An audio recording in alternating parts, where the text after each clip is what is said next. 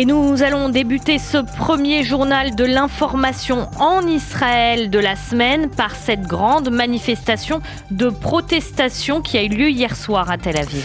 Et oui, effectivement, selon les forces de police israéliennes, ce sont près de 80 000 personnes qui se sont rassemblées hier soir sur la place Habima au centre de Tel Aviv pour protester contre la réforme qu'entend entreprendre le ministre de la Justice Yariv Levin. Plus de 2000 personnes se sont rassemblées également à Haïfa. Plus de 1500 étaient réunis à Jérusalem devant la présidence de l'État. La manifestation à Tel Aviv s'est déroulée sans incident notable et ensuite plusieurs milliers de participants ont marché dans les rues de Tel Aviv en brandissant des torches et des drapeaux israéliens. La police n'a cependant pas autorisé quelques 150 manifestants à interrompre la circulation sur le périphérique Ayalon autour de Tel Aviv. Et au cours de cette manifestation à Tel Aviv, plusieurs personnalités ont pris la parole et ont fustigé la réforme du système judiciaire de Yariv Levin. Oui, le président du mouvement pour un pouvoir de qualité, Eldad Shrag, a demandé au président Herzog, je cite, de déclarer le premier ministre Binyamin Netanyahou inapte à gouverner. L'ancienne ministre de la Justice, Tzipi Livni, a affirmé que le gouvernement israélien était parti en guerre contre les institutions démocratiques du pays afin de gouverner sans limite. Nous vivons, a dit Tzipi Livni, des instants historiques qui devront déterminer si Israël restera un État démocratique progressif ou bien s'il deviendra un État totalitaire affaibli et fermé. Quant à l'ancienne juge de la Cour suprême, Ayala Procaccia, elle a affirmé que nous nous trouvons au début d'une nouvelle ère au cours de laquelle la notion de démocratie va être redéfinie. Non plus une démocratie de valeur, mais une démocratie brisée qui ne repose que sur la volonté des électeurs, mais n'accorde plus le moindre crédit aux autres valeurs démocratiques. Fin de citation.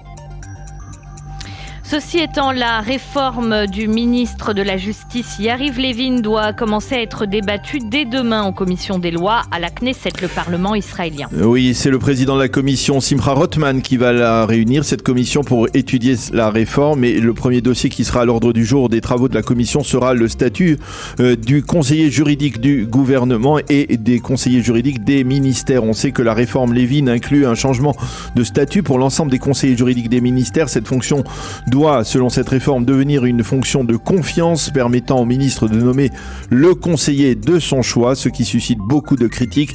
Les représentants de la conseillère juridique du gouvernement, Galit Baharav Miara, seront présents à ces débats. En marge, il est important de souligner que le président de l'État, Yitzhak Herzog, tente actuellement, au cours des derniers jours, une médiation entre la présidente de la Cour suprême, Esther Hayout, et le ministre de la Justice. L'objectif d'Yitzhak Herzog est de les asseoir tous les deux à la même table afin de dialoguer sur l'éventualité d'une réforme plus nuancée du système juridique.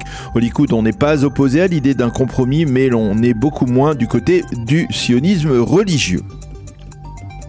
Et Daniel, dans la série des changements instaurés par le nouveau gouvernement israélien, c'est aujourd'hui qu'Avi Maoz va récupérer l'unité des programmes du ministère de l'Éducation. La décision doit être annoncée en Conseil des ministres ce matin. Avi Maoz, c'est le député représentant le parti ultra-conservateur de Noam au sein de la coalition. Il a été nommé selon les accords de coalition vice-ministre auprès de la présidence du Conseil, avec la responsabilité de milliers de programmes éducatifs financés à un montant de près de 2 milliards de shekels.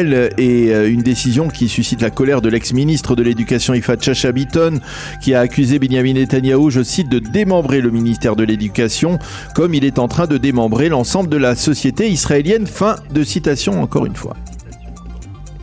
Et puis, pour terminer, Daniel, un développement sécuritaire important puisque c'est demain que le général Herzi Halevi deviendra le 23e chef d'état-major de Tsahal. Oui, plusieurs cérémonies vont marquer l'entrée en fonction du général Halevi. La première se tiendra à la présidence du Conseil et c'est là que le Premier ministre Netanyahou et le ministre de la Défense Yoav Gallant remettront au général Halevi ses galons de chef d'état-major de Tsahal.